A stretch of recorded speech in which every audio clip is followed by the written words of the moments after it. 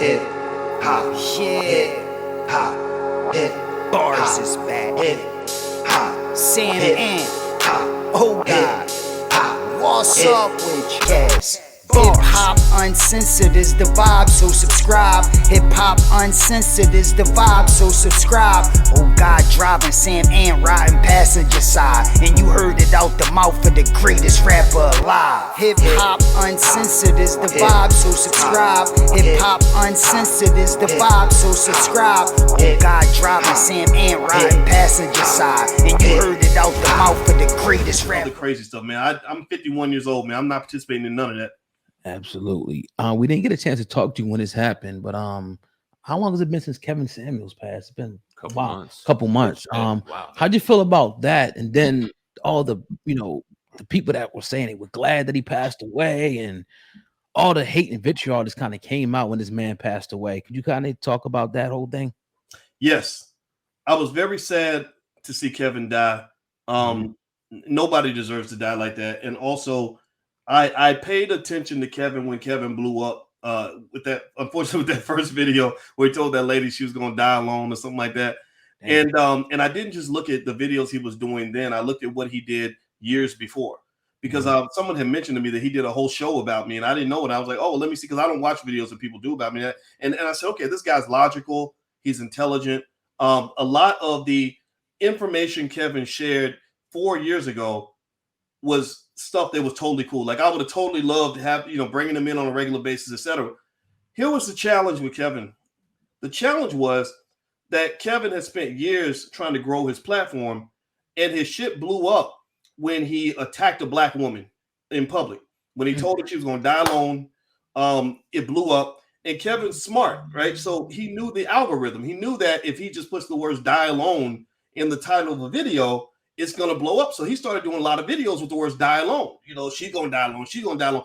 I personally think that that's going a little bit too far, because I don't want to tell a lonely woman, that she's going to die alone if she doesn't take my advice. I just don't think that that's my place. We know that there are people that are going to die alone. It happens, but it's not my job, man. I felt like that was a little bit more than it needed to be. And then I think that right before he passed, he said something like women over 35 are leftovers or something like that. That was, at least that was the soundbite, that if you're over age 35, you're a leftover. Nobody wants you. And first of all, I thought that was, again, mean-spirited. It's going to hurt a lot of people's feelings.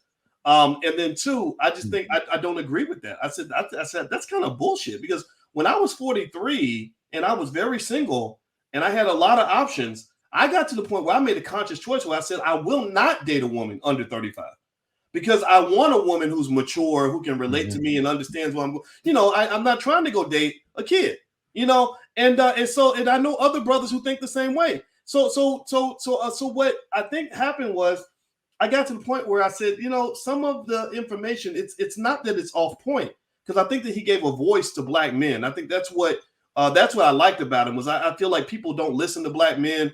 We got a lot of issues that we're trying to fight through. People are very disrespectful toward us, and he stood up to that, and I respect that. But I think there's a way to stand up as a man without having to be hurtful or disrespectful, and really. I know people say that he was balanced and he would talk about men and talk about women. But if you look at the last 10 videos that he did, and you look at the thumbnail image on every video, almost all of those 10 videos has an image of a woman. The modern woman thinks she's the prize. Single mother is going to die alone. Just shit like that I think comes off as mean-spirited. So what happens then is, you're doing your thing. You're killing it. He was the best in the game at what he did. But then the irony of him dying the way that he did was that, he was a 57-year-old man who died in the arms of a woman he met 24 hours earlier. So basically, you died alone. And one of the things I had to say to brothers, and I didn't like it. It's hard. It's awkward, because people think that you're hating or whatever. But I'm like, I got to be honest with you. I said that's why when you're dating, it can't be a simple process. You change your style based on your age. The way you date at 32 is not how you date at 42, which is not how you date at 52.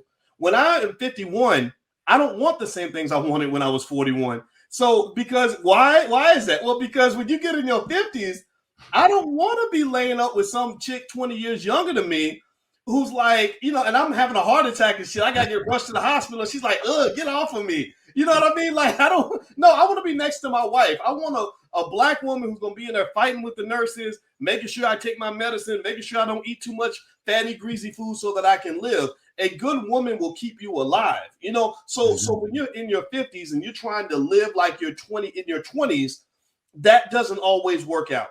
Right. So I don't think that people were right to applaud his death. Obviously, that's terrible. They should be ashamed of themselves. But also, I think that we would be unintelligent to not at least critique and say, OK, we get what you're trying to say, Kevin. We get your point and you're a smart man. But we don't have to be mean to women to make our point. To be a man, you ain't got to go bitch slap a woman and make her do what you say. You know, all you got to do is say, you know what? If there are women that are disrespectful and ratchet, I just walk away from that. You know, that's it. I don't have to argue with you and say, "Ho, sit in your place, bitch." You know, like all that. No, I just don't deal with that. You know, and I think that's the thing. So I think when it comes to dating, it's interesting that Kevin kind of revealed is I believe that there are people that operate that date in the land of respect and the land of disrespect. The land of respect is where black men and black women respect each other, do right by each other. You're not going to go beat a woman. You're not going to go do terrible things. Or she's not going to do terrible things to you. Y'all going to try to work it out. The land of disrespect is where a lot of guys come from. You know, they're dealing with women that are all over the place, that are mean and whatever. And my thought is, you know, if you feel that women are disrespectful, or you feel that black women are disrespectful toward you, maybe it's because you're dealing with a certain type of woman. You're not respecting her. She don't respect you. So you're coming into the dating process in the black community with a whole different narrative than, say, somebody like me. You know, like the women that I've dated, you know, we didn't always get along perfectly, but we respected each other. You know, like there was no reason for me to feel like I had to put somebody in their place. So I really think that ultimately, I really hope people will date in a more intelligent way and realize that when they create division between black men and black women, they are destroying the black community. So you cannot be pro-black and hate black women. You cannot be pro-black and hate black children. As black men, we are the leaders of this community. And I think it's important for us to understand how to be strong and how to be men without feeling like we have to get in there and fight and argue and be the bigger bitch. To me, that's what it is. When you sit there arguing like we need to put these women in their place and all that, why? You know, like, no, you don't have to do that. Just be a man, period. So that's my 2 cents. Appreciate your time, Dr. Boyce Watkins, on the Hip Hop Uncensored podcast. We always appreciate your transparency.